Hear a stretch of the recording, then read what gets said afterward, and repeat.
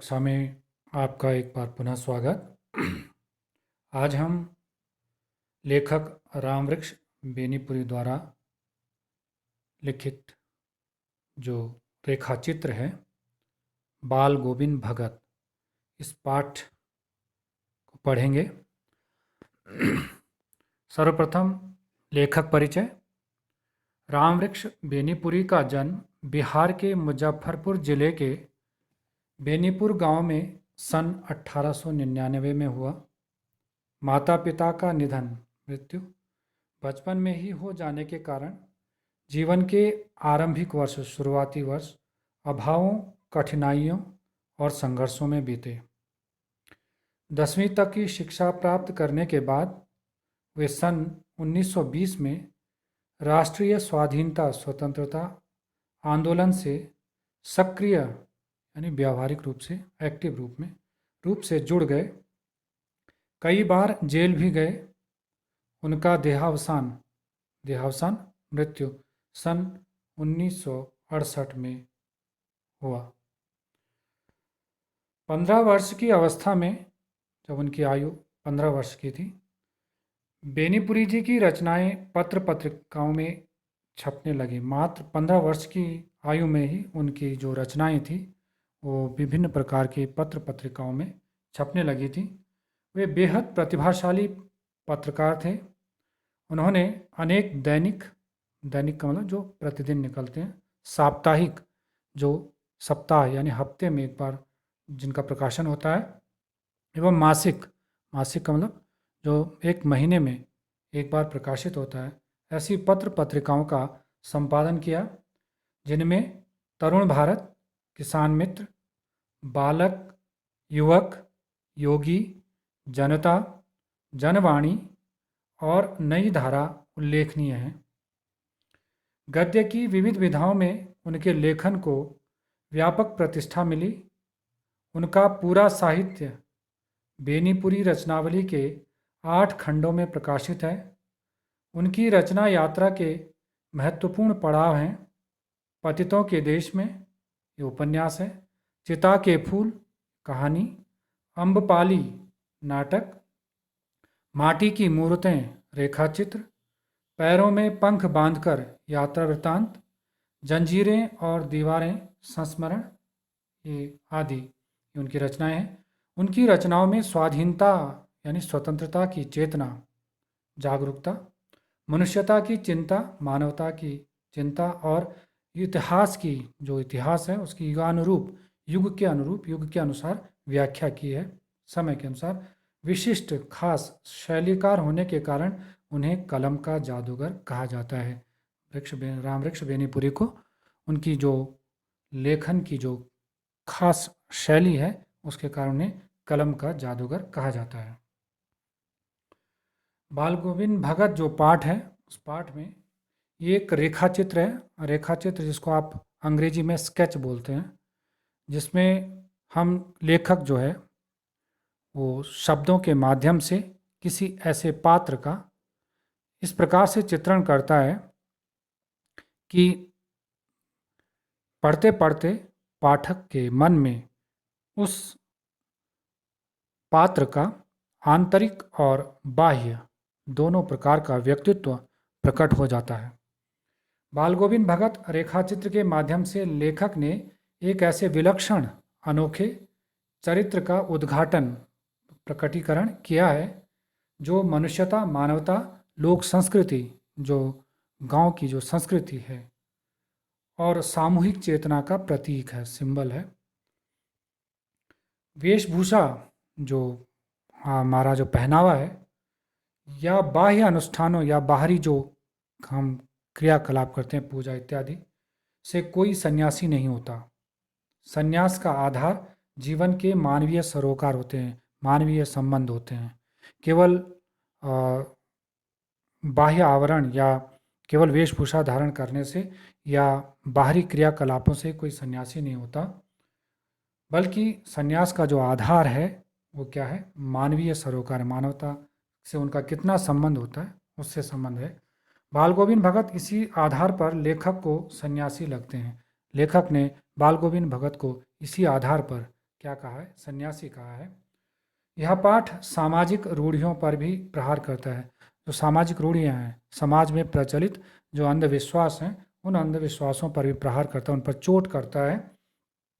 इस रेखा चित्र की एक विशेषता, इसकी एक खासियत है, वह है यह है कि बाल गोविंद भगत के माध्यम से, जो बाल गोविंद भगत का चित्रण करते करते उनके व्यक्तित्व का, उनके जीवन का चित्रण करते करते लेखक ने ग्रामीण जीवन की भी सजीव झांकी, जीवंत, सजीव का मतलब जीवंत झांकी, उनके दृश्यों को देखने का अवसर मिलता है। पाठ की ओर, बाल गोविंद भगत पहले में हम देखेंगे कि बाल गोविंद भगत का जो बाह्य व्यक्तित्व है, उस व्यक्तित्व के बारे में लेखक ने बताया है। बाल गोविंद भगत मझोले कद के, मझोले का मतलब होता है मध्यम, अर्थात ना अधिक लंबे और ना अधिक छोटे, ऐसे कद के गोरे चिट्टे आदमी थे। रंग उनका कैसा था, गोरा चिट्टा था। उनकी जो शारीरिक ऊंचाई थी वो बहुत ज़्यादा ना तो लंबी थी और ना ही वो बहुत अधिक क्या थे, छोटे थे, मध्यम कद के थे। 60 के ऊपर के ही होंगे, उनकी आयु, उम्र जो है 60 वर्ष के लगभग, 60 वर्ष से ऊपर ही होगी। बाल पक गए थे, अर्थात बाल सफ़ेद हो गए थे, पक गए का मतलब सफ़ेद हो गए थे। लंबी दाढ़ी या जटाजूट तो नहीं रखते थे, लंबी दाढ़ी नहीं थी, और लंबी लंबी जटाएं, लंबे लंबे बाल भी नहीं रखते थे। किंतु हमेशा उनका चेहरा था सफ़ेद बालों से, जो दाढ़ी के जो बाल थे वो सफ़ेद हो गए थे, सफ़ेद बालों से ही जगमग किए रहता था, चमकता रहता था। कपड़े बिल्कुल कम पहनते, कपड़े बिल्कुल कम पहनते, कमर में एक लंगोटी मात्र, कमर पर एक लंगोटी मात्र पहनते थे, और सिर में कबीर पंथियों की सी कनफटी टोपी, और कबीर पंथ को मानने वाले जो लोग हैं उनकी तरह कनफटी, कान से जो फटी हुई है ऐसी टोपी पहनते थे। जब जाड़ा आता, जब सर्दी की ऋतु आती, एक काली कमली, एक काला कंबल ऊपर से ओढ़े रहते, ऊपर से क्या करते रहते, ओढ़ लेते थे। मस्तक पर हमेशा चमकता हुआ, उनके माथे पर हमेशा चमकता हुआ रामानंदी चंदन, रामानंदी चंदन होता है, जो रामानंद संप्रदाय के जो लोग होते हैं वो जिस प्रकार का तिलक लगाते हैं उस प्रकार का तिलक, चंदन का जो तिलक लगाने वाले, जो नाक के एक छोर से, एक किनारे से ही औरतों के टीका की तरह, नाक के ऊपर से और औरतों के टीके की तरह शुरू होता, गले में तुलसी की जड़ों की एक बेडौल माला बांधे रहते, और उनके गले में तुलसी की तुलसी की जड़ों की एक बेडौल, बेडौल का मतलब जो तराशी नहीं गई थी ऐसी माला वो क्या करते थे, बांधे रहते थे, अर्थात पहने रहते थे।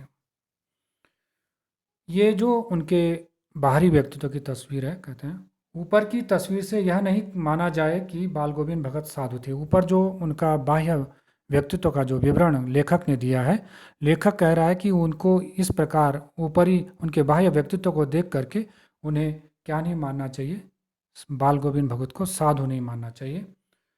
नहीं, बिल्कुल गृहस्थ, वो सन्यासी नहीं थे, बिल्कुल क्या थे, साधु नहीं थे, बल्कि क्या थे, बिल्कुल गृहस्थ थे। अर्थात गृहस्थ होता है वो व्यक्ति होता है जिसका घर परिवार होता है। उनकी गृहिणी की तो मुझे याद नहीं, लेखक कहता है कि जो उनकी गृहिणी, उनकी पत्नी थी, उनकी तो मुझे याद नहीं। उनके बेटे और पतोहू को तो मैंने देखा था, लेकिन जो उनका बेटा और उनकी जो पतोहू, पुत्रवधू, पुत्र की जो पत्नी, उसको लेखक ने देखा था। थोड़ी खेती बाड़ी भी थी, थोड़ी उनकी खेती भी थी, खेती बाड़ी भी थी, खेत थे जिसमें वो फसल उगाते थे, खेती करते थे। एक अच्छा साफ सुथरा मकान भी था, और एक अच्छा और साफ सुथरा उनका क्या था, मकान भी था। इस प्रकार से वो पूर्णतः क्या थे, गृहस्थ थे, जिसका परिवार था, खेत थे और मकान था। किंतु खेतीबाड़ी करते, परिवार रखते भी बाल गोविंद भगत साधु थे। लेकिन लेखक कहता है कि भले वो खेतीबाड़ी करते थे, कृषि कार्य करते थे, कृषक थे, परिवार रखते थे, उनका परिवार भी था, लेकिन फिर भी लेखक का ये मानना है कि बाल गोविंद भगत क्या थे, साधु थे। साधु की सब परिभाषाओं में खरे उतरने वाले, एक साधु की जो परिभाषाएं होती हैं, जो उसकी पहचान होती है, उन उस परिभाषा पर, उस पहचान पर वो बिल्कुल स्पष्ट खरे उतरते थे। किसी प्रकार की कमी उनमें नहीं दिखी। कबीर को साहब मानते थे। वो कबीर को अपना स्वामी, अपना मालिक मानते थे। उन्हीं के गीतों को गाते और कबीर के द्वारा गाए हुए जो शब्द हैं, जो पद हैं या जो दोहे हैं, उन्हीं को गाते, उन्हीं के आदेशों पर चलते और उन पदों के माध्यम से एक भक्त के लिए, एक गृहस्थ के लिए, एक सामान्य सांसारिक मनुष्य के लिए किस प्रकार का आचरण होना चाहिए, वो उनके ही आदेशों पर चलते थे। उनके द्वारा जो उनके पदों में वर्णित जो आदेश थे, उनके लिए वो आदेश थे, उन आदेशों पर चलते थे।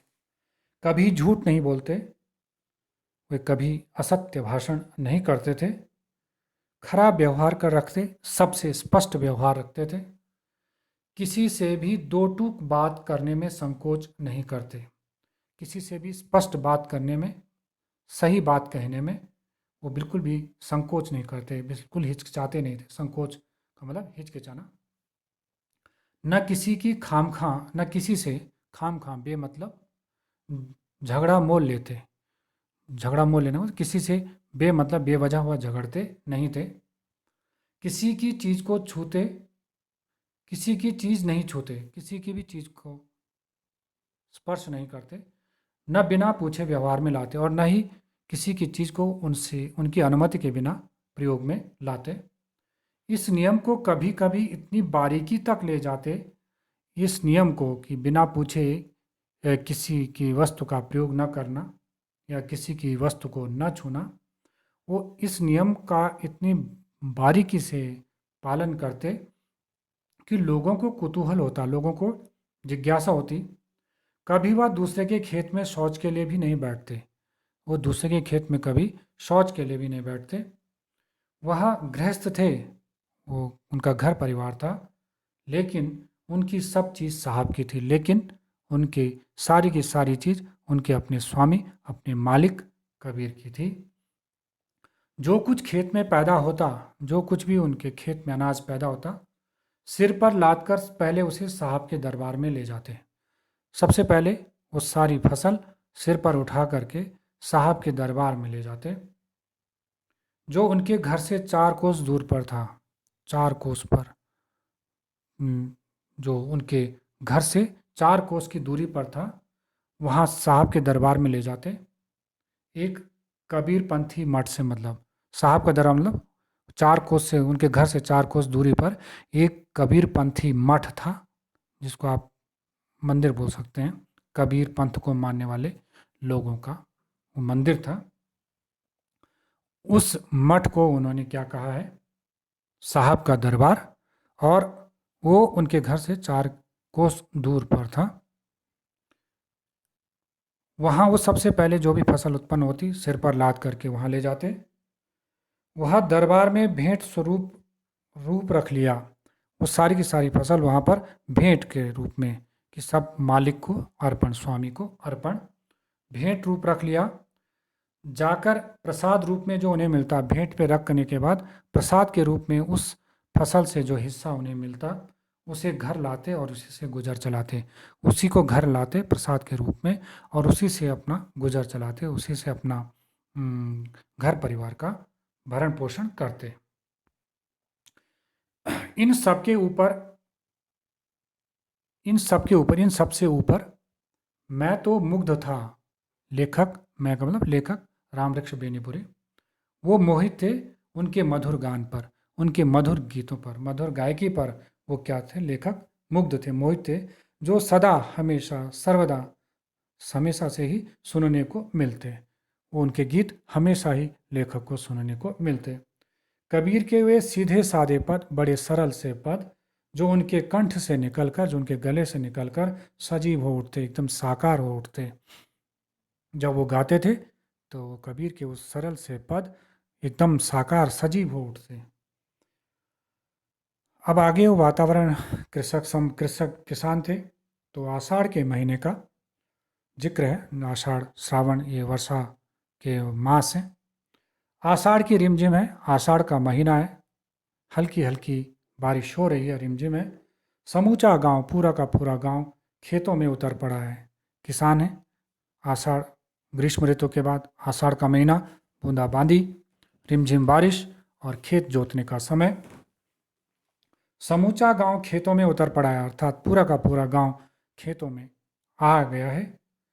कहीं हल चल रहे हैं, कहीं रोपनी हो रही है, रोपनी धान की रोपाई।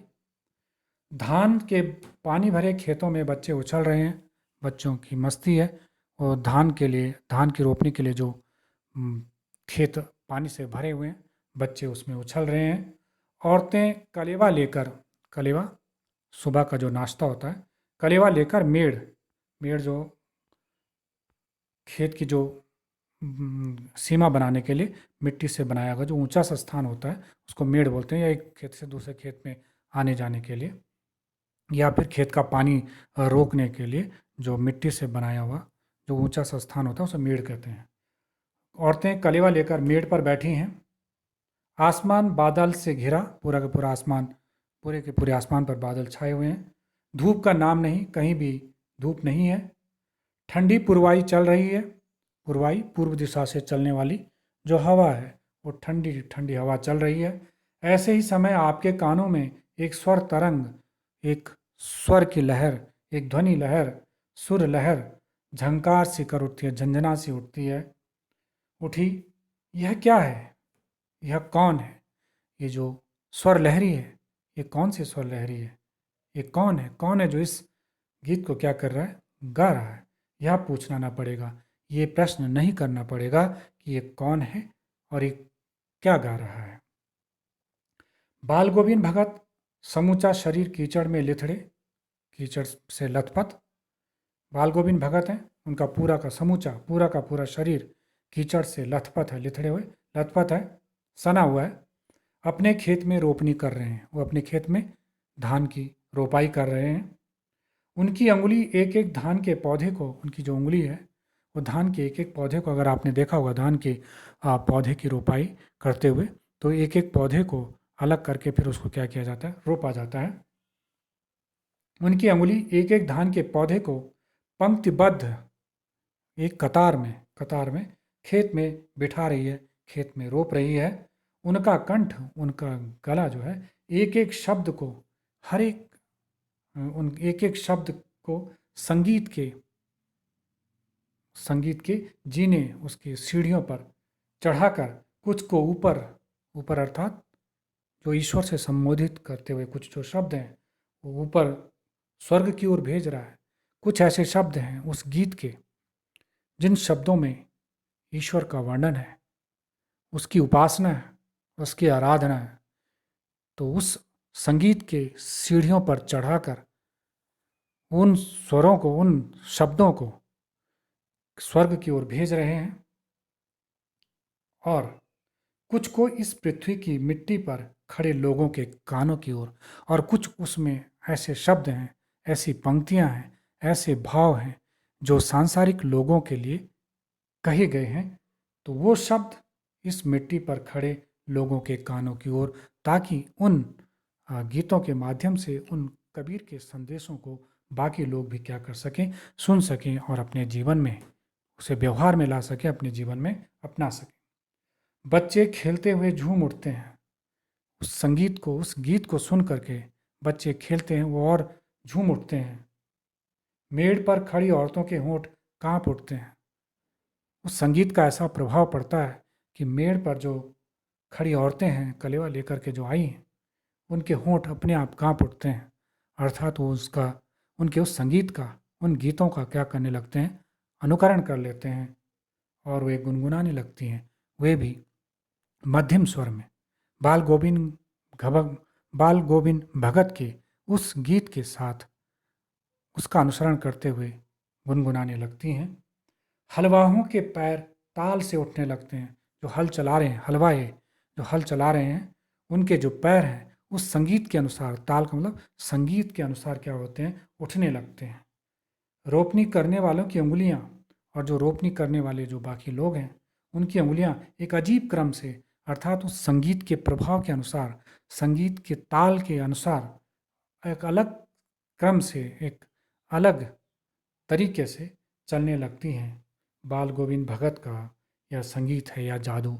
एक लेखक कह रहा है कि बाल गोविंद भगत का ये संगीत है या जादू है।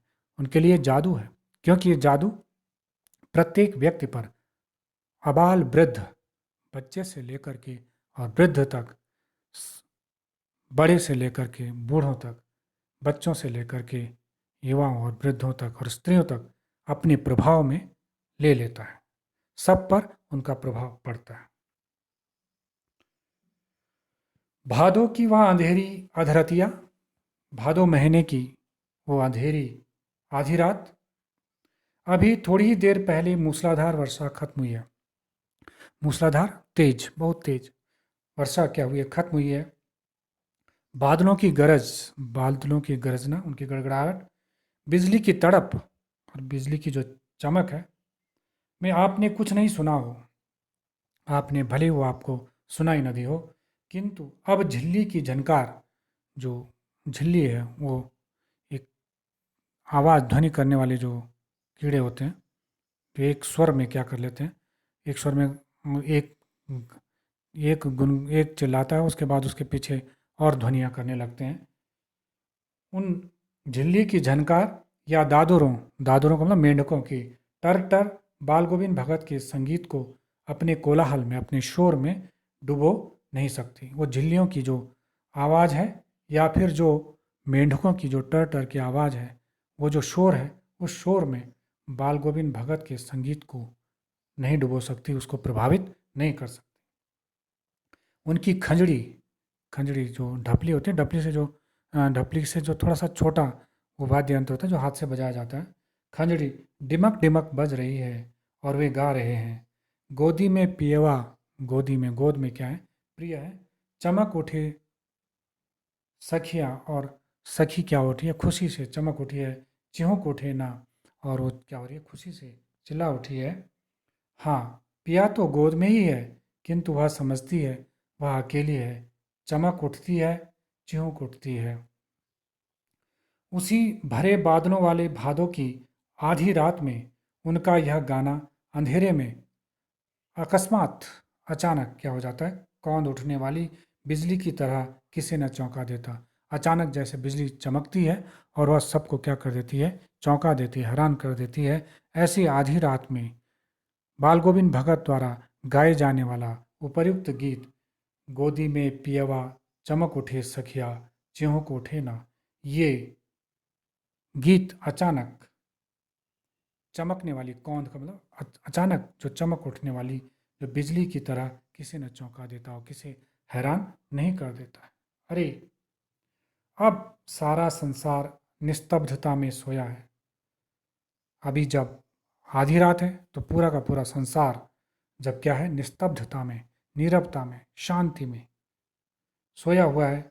बाल गोविंद भगत का संगीत जाग रहा है, लेकिन बाल गोविंद भगत का क्या है, संगीत जाग रहा है, जगा रहा है। वो लोगों को भी सचेत कर रहा है, जागरूक कर रहा है। तेरी गठरी में लागा चोर, मुसाफिर जाग जरा, तेरी गठरी में चोर सेंध लगा रहा है, हे मुसाफिर सोया मत रह, जाग। अगर तू अपनी पूंजी को बचाना चाहता है, अपनी संचित राशि को बचाना चाहता है, तो तुझे जागृत होना पड़ेगा। वो बोलते हैं ना, जो जागत है, जो सोवत है वो खोवत है, जो जागत है वो पावत है। कार्तिक आया नहीं, कार्तिक, कार्तिक मास आया नहीं कि बाल गोविंद भगत की प्रभातियाँ, प्रभातियाँ होते हैं सुबह सुबह गाए जाने वाले जो गीत होते हैं, ये जागरण गीत होते हैं।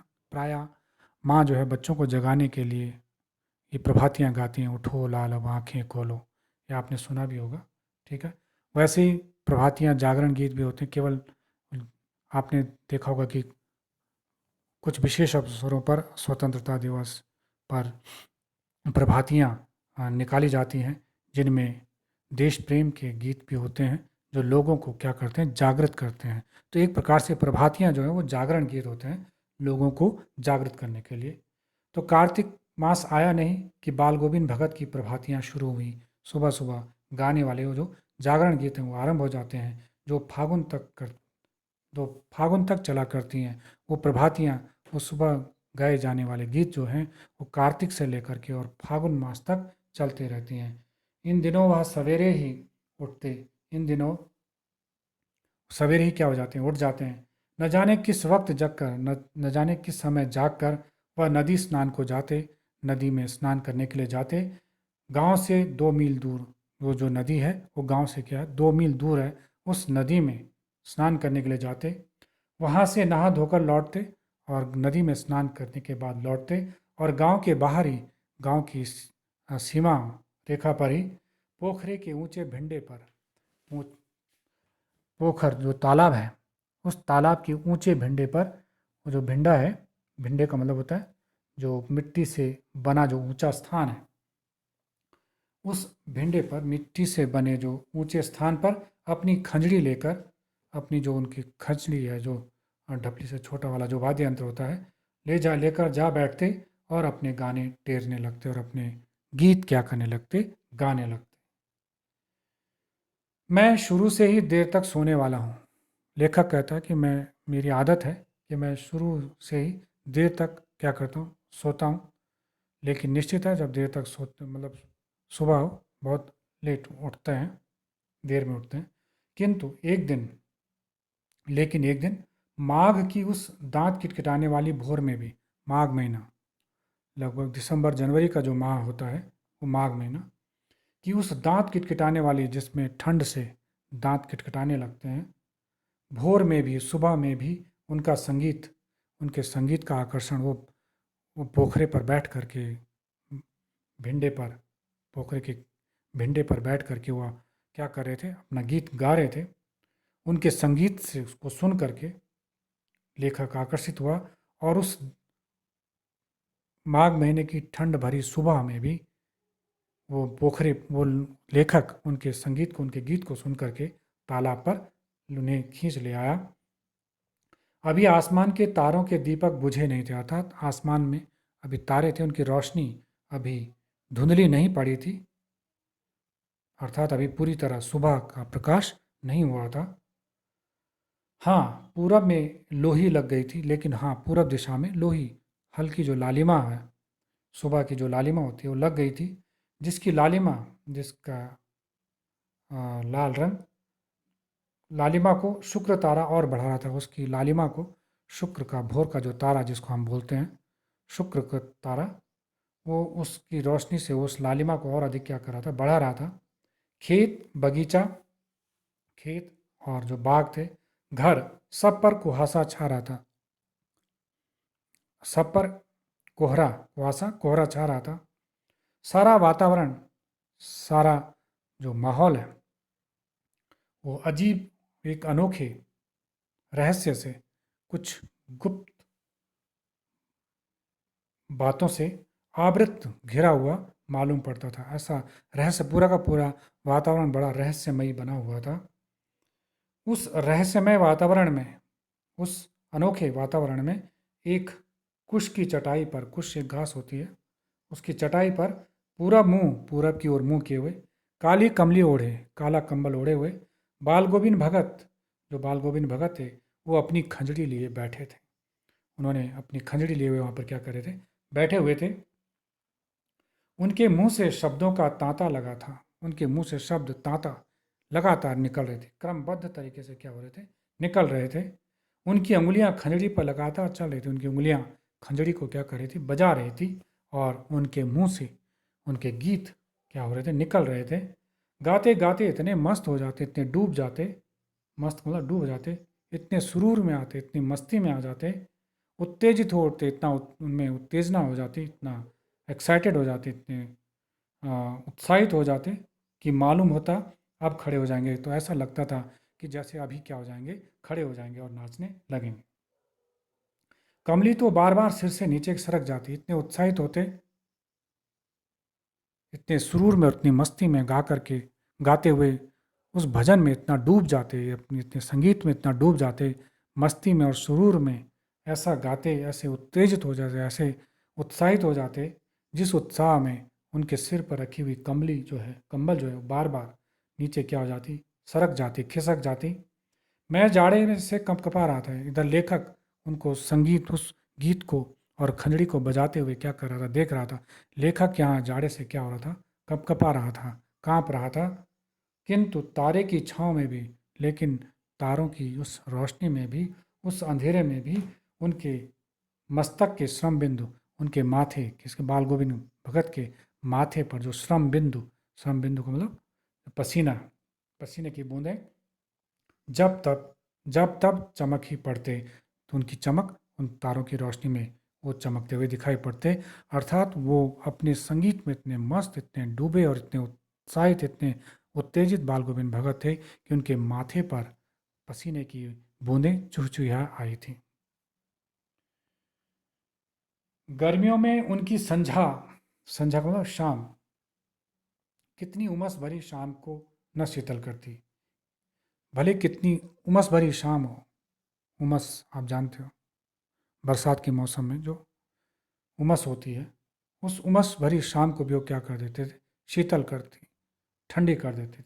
संझा, शाम को जो वो गीत गाते थे, अपने घर के आंगन में आसन जमा बैठते, अपने घर के आंगन में अहाते में आसन लगा करके बैठ जाते। गांव के उनके कुछ प्रेमी भी जुट जाते, गांव के कुछ लोग जो उनके अनुयायी थे, जो उनके प्रेमी थे, जो उनके प्रति श्रद्धा रखते थे, वो भी एकत्रित हो जाते, जुट जाते, एकत्रित हो जाते। खंजड़ियों और करतालों की भरमार हो जाती। करताल हाथ से बजाने वाला जो यंत्र होता है, खड़ताल भी बोलते हैं आप उसको, जैसे वो नारद मुनि जो बजाते हैं हाथ में लेकर के, वो करताल की भरमार हो जाती, अधिकता हो जाती, अर्थात हर एक के पास लगभग खंजड़ी और खड़ताल होते। एक बात बाल गोविंद भगत कह जाते, एक पद पहले बाल गोविंद भगत कहते, गाते, उनकी प्रेमी मंडली उसे दोहराती, और फिर उनके जो अनुयायी थे, उनके जो प्रिय लोग थे, वो प्रिय लोग उनकी उस पद को क्या करते, दोहराते, उसी का अनुसरण करते। तिहराती, फिर तीसरी बार गाते। धीरे धीरे स्वर ऊंचा होने लगता, धीरे धीरे उनका स्वर क्या होने लगता, ऊंचा होने लगता, उत्साहित होने लगता है। एक निश्चित ताल, एक ऐसा नहीं कि बेताल, एक निश्चित ताल पर, एक निश्चित गति से, एक निश्चित हम्म, चाल से, उस ताल स्वर के चढ़ाव के साथ, उस ताल के स्वर के चढ़ाव के साथ, जैसे जैसे स्वर ऊपर ऊंचा होने लगता, श्रोताओं के मन भी ऊपर उठने लगते, श्रोताओं के मन भी ऊपर उठने लगते। ऊपर उठने का मतलब वो आध्यात्मिकता में क्या हो जाते, उतने खो जाते। धीरे धीरे मन तन पर हावी हो जाता, और धीरे धीरे जो मन की जो भावनाएं थी, वो किस पर, तन पर क्या हो जाते, हावी हो जाते, उस पर प्रभावी हो जाते। होते होते धीरे धीरे वो स्वर जैसे जैसे ऊंचा उठता, मन जैसे जैसे आध्यात्मिकता की सीढ़ियों को पार करता जाता, जैसे जैसे मन के भाव तन पर क्या होते जाते, प्रभावी होते जाते, हावी होते जाते। तो एक पल ऐसा आता कि बीच में खंजड़ी लिए बाल गोविंद भगत नाच रहे हैं, क्योंकि मन के भावों का प्रभाव अब तन पर पड़ा है। जब मन आनंदित होता है तो शरीर अपने आप नाचने लगता है, नृत्य करने लगता है। एक समय ऐसा आता, एक पल ऐसा आता कि बीच में खंजड़ी लिए बाल गोविंद भगत नाच रहे हैं, और उनके साथ ही सबके तन और मन नृत्यशील उठे हैं, नृत्यशील नाच उठते हैं। बाकी जो उनके अनुयायी हैं, उनके प्रेमी हैं, बीच में बाल गोविंद भगत खंजड़ी लिए नाच रहे हैं, और उनके अगल बगल उनके जो बाकी अनुयायी हैं, प्रेमी हैं, वो भी क्या करें, उनके तन और मन दोनों नाच उठते हैं। सारा आंगन नृत्य और संगीत से ओतप्रोत है, पूरा का पूरा आंगन संगीत और नृत्य से ओतप्रोत है, भरा हुआ, लबालब भरा हुआ। लेखक कहता है कि बाल गोविंद भगत की संगीत साधना का, उनकी संगीत की जो तपस्या थी, संगीत की जो साधना थी, उन्होंने संगीत को किस तरह से साध लिया था अपने जीवन में, किस तरीके से कबीर के उन पदों को, उन गीतों को आत्मसात कर लिया था, उसका चरम उत्कर्ष, उसकी पराकाष्ठा, उसके उच्च स्तर को उस दिन देखा गया, उस दिन देखा जिस दिन उनका बेटा मरा, जिस दिन उसके बेटे की क्या हुई, मृत्यु हुई। इकलौता बेटा था वो उनका इकलौता एकमात्र बेटा था वह, उसकी मृत्यु हो गई। वह कुछ सुस्त, थोड़ा उतना चंचल नहीं था, और बोदा सा था। बोदा सा उतना समझदार नहीं था, किंतु इसी कारण, इसीलिए बाल गोविंद भगत उसे और भी मानते, और भी उसे क्या करते, मानते, उसका और भी अधिक ध्यान रखते। उनकी समझ में, उनकी दृष्टिकोण से ऐसे आदमियों पर ही ज़्यादा नज़र रखनी चाहिए, ऐसे लोगों पर ज़्यादा ध्यान देना चाहिए, या प्यार करना चाहिए, या ऐसे लोगों को ही अधिक प्यार करना चाहिए जो थोड़ा सा मंद बुद्धि हो, जो बहुत ज़्यादा तेज़ तर्रार न हो। बाल गोविंद भगत का कहना था कि ऐसे लोगों को ही अधिक अधिक प्यार करना चाहिए, ऐसे लोगों का ज़्यादा ध्यान रखना चाहिए, क्योंकि ये निगरानी, देखरेख और मोहब्बत, प्रेम के ज़्यादा हकदार, ज़्यादा अधिकारी होते हैं। बड़ी साथ से उसकी शादी कराई, बड़ी इच्छा से उन्होंने उसकी शादी कराई थी। पतोहू बड़ी ही सुभग, बड़ी सौभाग्यवती, बहुत अच्छी और सुशील, अच्छे व्यवहार वाली मिली थी। पतोहू पुत्रवधू, पुत्र की जो पत्नी। घर की पूरी प्रबंधिका बनकर, पूरी प्रबंधिका जो उसके घर की जो व्यवस्थापिका, उसका घर की जो व्यवस्था देखने वाली बनकर भगत को बहुत कुछ दुनियादारी से, वो उसने घर बार को बड़ा अच्छे से क्या कर लिया था, संभाल लिया था पतोहू ने। तो इस गुण से उसने बहुत हद तक भगत को, बाल गोविंद भगत को दुनियादारी से, सांसारिकता से क्या कर दिया था, निवृत्त कर दिया था, उसे मुक्त कर दिया था उसने। उनका बेटा बीमार है, इसकी खबर रखने की लोगों को कहाँ फुर्सत।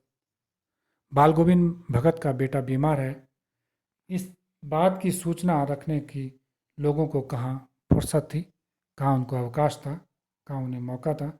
किंतु मौत तो अपनी ओर सबका ध्यान खींच कर ही रहती है, लेकिन मृत्यु, जब किसी की मृत्यु हो जाती है तो लोगों का ध्यान बरबस उस ओर चला जाता है।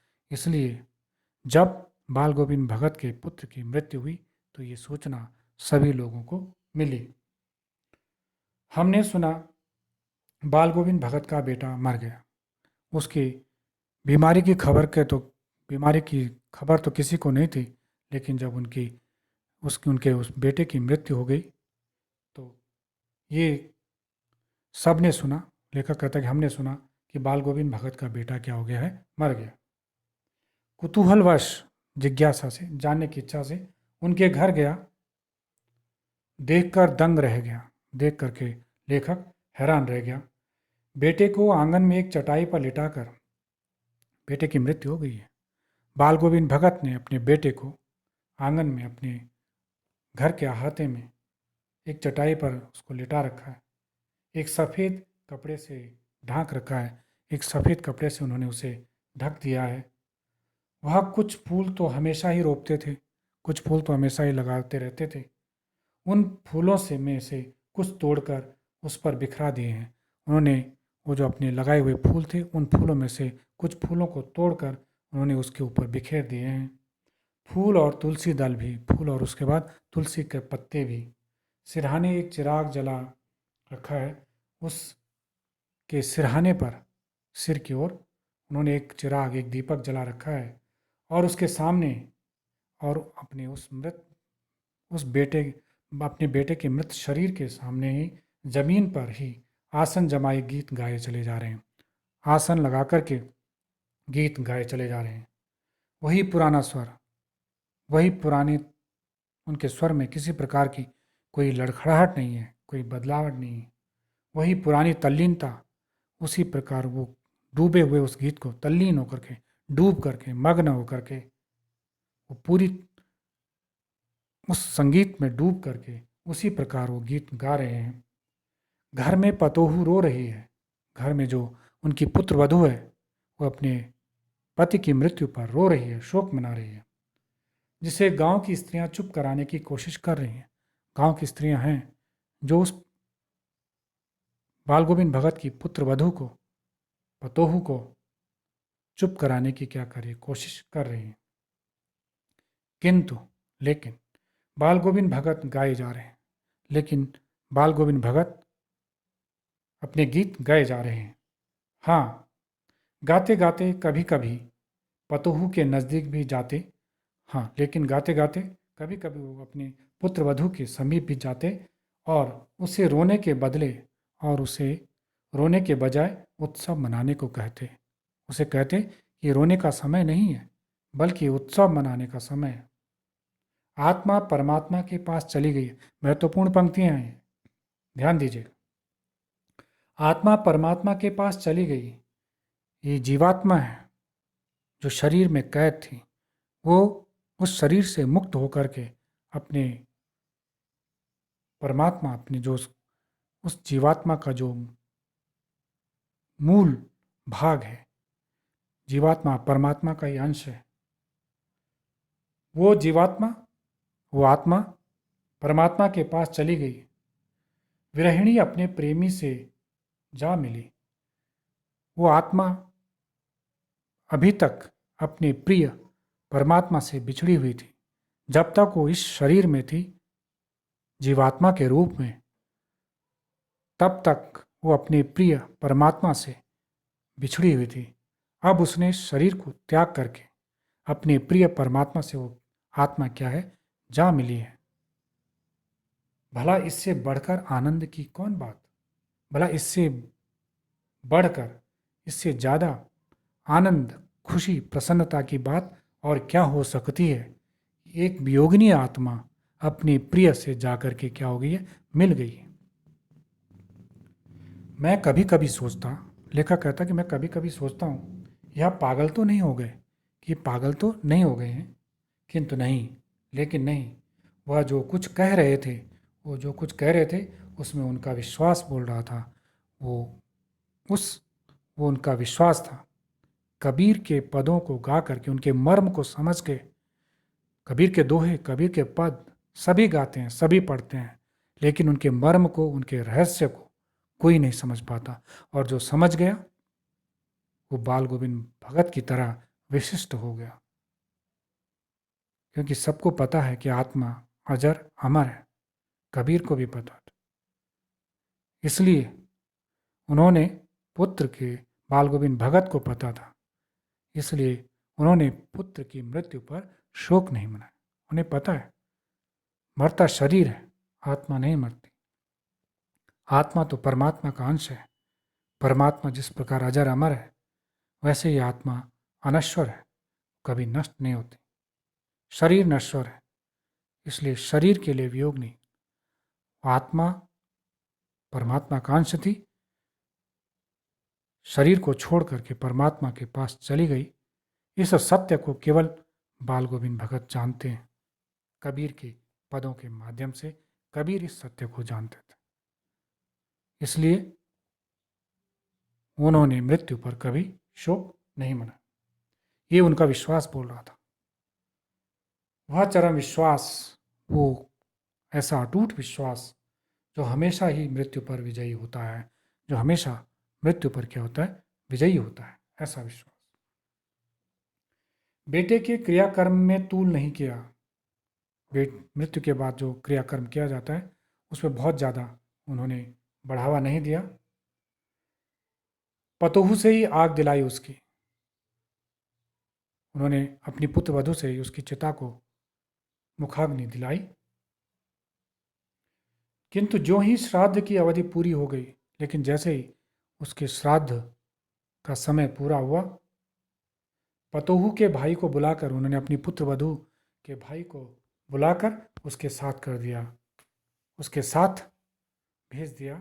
यह आदेश देते हुए उसे यह आदेश दिया कि इसकी दूसरी शादी कर देना, कि इसका दूसरा विवाह कर देना। अभी इसके पास पूरा जीवन है इसके समक्ष।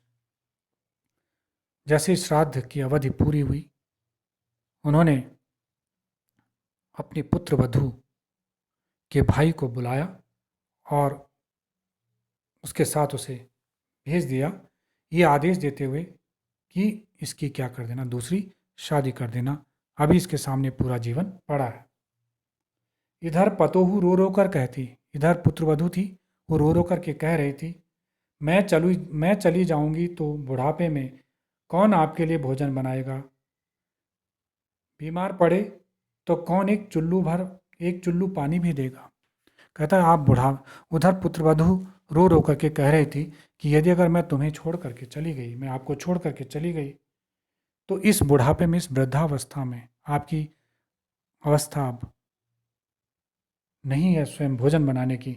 इस वृद्धावस्था में कौन आपके लिए भोजन बनाएगा? अगर बीमार पड़ गए तो आपको एक अंजुलि भर पानी भी कौन देगा? मैं चली जाऊंगी तो तुम अकेले रह जाओगे। इस बुढ़ापे में आपको मेरी सेवा की अधिक आवश्यकता है। मैं पैर पड़ती हूँ, मैं आपसे विनती करती हूँ, प्रार्थना करती हूँ, मुझे अपने चरणों से अलग नहीं कीजिए, मुझे अपनी शरण से अलग मत कीजिए। लेकिन भगत का निर्णय अटल था। लेकिन भगत ने जो निर्णय ले लिया था वो अटल था, उसे टाला नहीं जा सकता था। तू जा, कहती, या तो तू अपने भाई के साथ चली जा, नहीं तो मैं ही इस घर को छोड़कर चल दूंगा, नहीं तो मैं ही इस घर को छोड़ करके चला जाऊंगा। यह थी उनकी आखिरी दलील, यही उनकी आखिरी तर्क था कि यदि अगर तू छोड़ करके नहीं गई तो मैं ये घर छोड़ करके चला जाऊंगा, इसलिए बेहतर है कि तू अपने भाई के साथ जा। और भाई को ये निर्देश दिया था कि तुम इसकी दूसरी शादी कर देना। और इस दलील के आगे बेचारे की क्या चलती, जब उन्होंने तर्क दिया कि या तो तू चली जा, नहीं तो मैं ये घर छोड़ करके चला जाऊंगा, इस तर्क के आगे पुत्र पुत्रवधू असहाय हो गई और इसलिए वो बाल गोविंद भगत को छोड़ करके अपने भाई के साथ चली गई। बाल गोविंद भगत की मौत उन्हीं के अनुरूप हुई। बाल गोविंद भगत की जो मृत्यु थी वो उन्हीं के अनुरूप, उन्हीं के अनुसार हुई। वह हर वर्ष गंगा स्नान करने जाते, हर साल गंगा स्नान करने के लिए जाते थे। स्नान पर उतनी आस्था नहीं रखते। गंगा में स्नान करके पापों को धोना या पवित्र हो जाना, शरीर को पवित्र होना, ये उनकी आस्था नहीं थी। लेकिन हाँ, गंगा स्नान के बहाने जो सत्संग, संत समागम, जो वहाँ संत लोग आते थे, उनका जो सानिध्य और लोक दर्शन पर, कि वहाँ जाकर के वो और क्षेत्रों से आए हुए लोगों की संस्कृतियों से क्या होते, परिचित होते, इस बात की उन्हें ज़्यादा, इस बात को ज़्यादा महत्व देते थे। गंगा स्नान पर उतना विश्वास नहीं करते थे, लेकिन वहाँ जाकर के गंगा स्नान के बहाने आए हुए बहुत सारे संत लोगों से उनका मेल होता था, इसलिए वो गंगा स्नान को जाते हर वर्ष। पैदल ही जाते हैं। और सबसे बड़ी बात थी कि गंगा स्नान के लिए जाते तो पैदल ही जाते। करीब 30 कोस पर गंगा थी, लगभग 30 कोस पर क्या थी, गंगा थी। और वहाँ 30 कोस तक वो क्या करते, पैदल जाते। साधु को संबल लेने का क्या हक? साधु है तो उसको संबल, संबल होता है कोई सहारा, अर्थात रास्ते के लिए जो कोई भोजन इत्यादि है, ये ले जाना, इसका अधिकार साधु को नहीं है। क्योंकि साधु जहाँ ठहरा वहीं भिक्षा में जो मांगा वो मिल गया और उसी से अपना भोजन कर लिया। इसलिए घर से वो कुछ लेकर के नहीं चलते। और गृहस्थ किसी से भिक्षा क्यों मांगे? और गृहस्थ जो है, जिसका घर परिवार है, उसको भिक्षा मांगने का अधिकार नहीं है। तो बाल गोविंद भगत एक तरफ सन्यासी थे, साधु थे, इसलिए साधु के अनुसार उन्हें घर से किसी प्रकार की कोई वस्तु ले जाने का कोई अधिकार नहीं।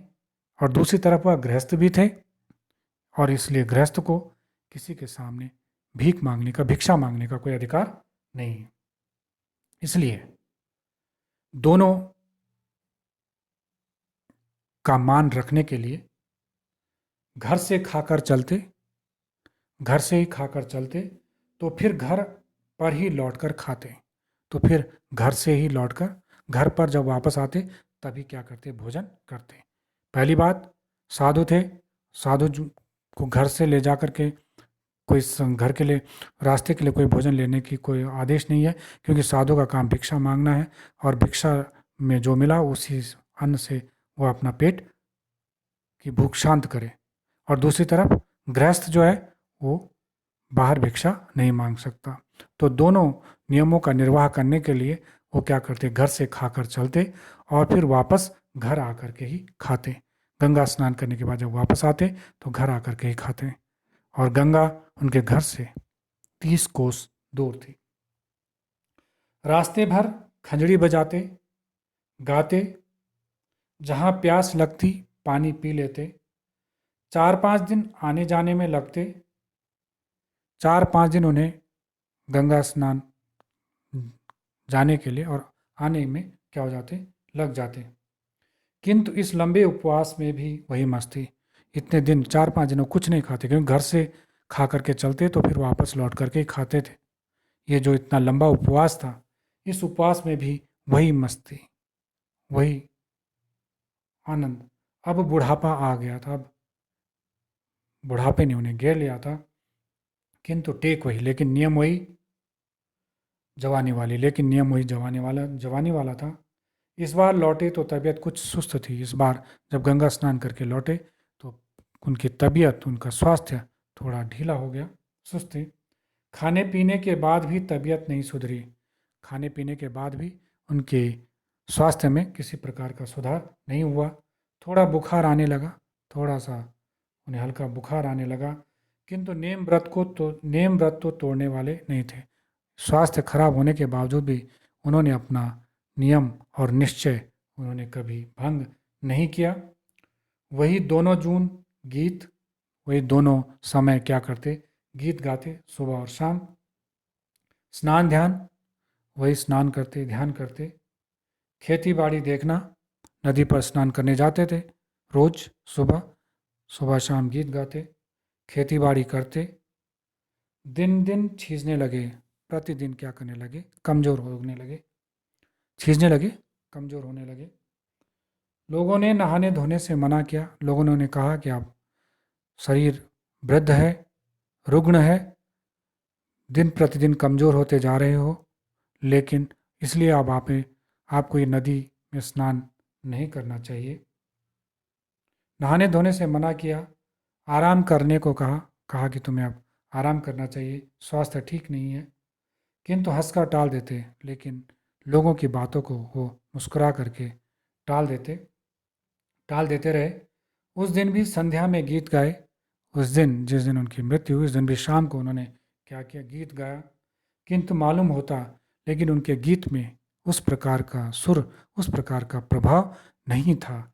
ऐसा लगता जैसे धागा टूट गया हो। ऐसा लगा कि जैसे धागा क्या हो गया, टूट गया है। जब धागा टूट जाता है तो उसमें उस प्रकार का खिंचाव, उस प्रकार का तनाव नहीं रह पाता। उनके स्वर में भी उस प्रकार का खिंचाव उस दिन नहीं था। माला का एक एक दाना बिखरा हुआ था। जैसे धागे के टूट जाने पर माला का एक एक मोती क्या हो जाता है, बिखर जाता है, वैसे ही उनका एक एक स्वर क्या था, उस दिन बिखरा हुआ था। स्वर टूटा टूटा लग रहा था, बिखरा हुआ था। भोर में लोगों ने गीत नहीं सुना। सुबह लोगों ने बाल गोविंद भगत का गीत नहीं सुना, उनके गीत की आवाज़ नहीं सुनाई दी। जाकर देखा, लोगों ने जाकर देखा कि आज उनका गीत क्यों नहीं सुनाई देगा। तो जाकर देखा तो बाल गोविंद भगत नहीं रहे। बाल गोविंद भगत की क्या हो गई थी, मृत्यु हो गई थी। सिर्फ उनका पंजर पड़ा था, सिर्फ उनका वो शरीर, मृत शरीर वहाँ पर पड़ा था। ये आपने बाल गोविंद भगत के बारे में पढ़ा। धन्यवाद। फिर हम अगले पाठ के लिए फिर मिलेंगे।